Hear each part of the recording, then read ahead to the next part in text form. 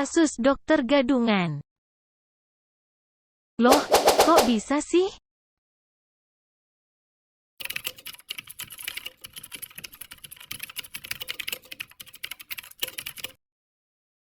Waduh ya, kok baru ketahuan sekarang?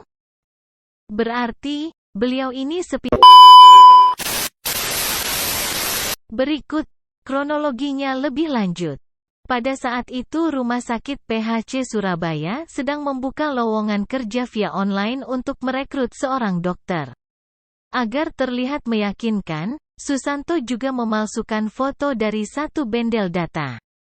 Ia masukkan bersama lampiran CV, surat izin praktik, SIP, dokter, ijazah kedokteran, KTP, dan sertifikat Hiperkes.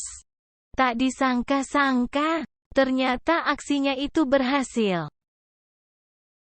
Namun, beberapa saksi dan orang bersangkutan menyatakan, Dr. Ika sebagai Kepala Klinik K3 di wilayah kerja Pertamina EV4 Cepu, mencurigai format STR yang berbeda dari umumnya. Direksi PT PHC segera meminta bagian SDM dan kepala klinik untuk melakukan investigasi dan baru terungkap bahwa Susanto sebenarnya adalah residivis yang sering melakukan penipuan. Pada akhirnya, kedok Susanto akhirnya terbongkar juga. Kala itu, pihak rumah sakit PHC ingin memperpanjang masa kontrak Susanto. Mereka meminta berkas persyaratan lamaran pekerjaannya lagi. Berkas-berkas yang dikirimkan Susanto melalui WhatsApp itu diantaranya adalah fotokopi CV, ijazah, surat tanda registrasi, STR, KTP, sertifikat pelatihan, Hiperkes, ATLS, hingga ACLS atas nama Dr. Anggi Yurikno. Ternyata, beliau ini berpengalaman. Ini bukanlah kali pertamanya memalsukan identitas. Aksi penipuan Susanto juga ternyata pernah terjadi selain 2 tahun menjadi dokter di RSPHC.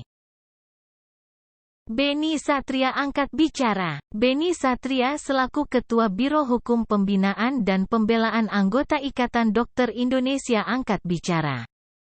Menurutnya kasus seperti ini sudah dikhawatirkan olehnya sejak RUU digulirkan oleh pemerintah. Dampak dari kasus ini, akibat ulah Susanto, RSPHC Surabaya merugi hingga Rp262 juta. Dr. Anggi Yurikno sebagai pihak yang identitasnya digunakan oleh Susanto pun mengaku kecewa. Pada kasus ini dokter yang sebenarnya yang menjadi korban pemalsuan, mendapatkan kerugian atas pencemaran nama baik dan penggunaan datanya untuk kepentingan pribadi pelaku. Berikut pasal yang bersangkutan. 1. Pasal 1 Nomor 1 dan 2 Peraturan Menteri Komunikasi dan Informatika Nomor 20 Tahun 2016 tentang Perlindungan Data Pribadi. 2. Pasal 1 Nomor 27 Peraturan Pemerintah No.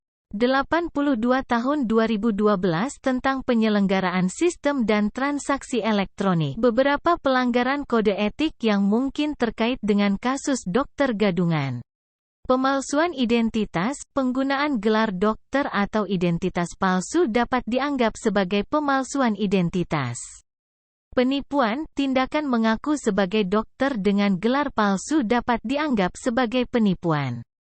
Ini melibatkan usaha seseorang untuk menipu orang lain.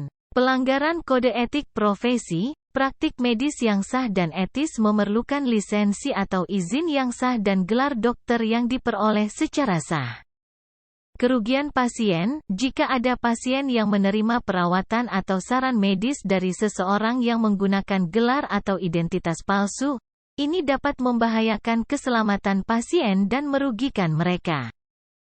Sekian penjelasan saya Meiza Fadila Alyafis, tentang pelanggaran kode etik profesi. Saya pamit undur diri. Thanks for watching.